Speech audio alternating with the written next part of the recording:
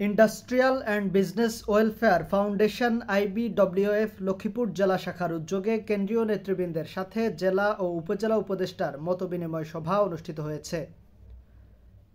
বুধবার 12 ফেব্রুয়ারি বিকেলে শহরের একটি রেস্টুরেন্টে এ সভার আয়োজন করা হয়।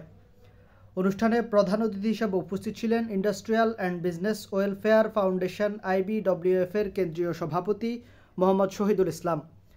বিশেষ অতিথি হিসেবে উপস্থিত ছিলেন জেলা প্রধান উপদেষ্টা SUM রুহুল আমিন ভূঁইয়া, কুমিল্লা নোয়াখালী অঞ্চলের পরিচালক কাজী খাদেমুল ইসলাম।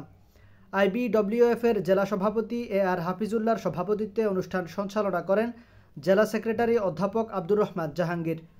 উপস্থিত ছিলেন জেলা সাংগঠনিক সম্পাদক নিজামুদ্দিন মাহমুদ সহ অন্যান্য নেতৃবৃন্দ।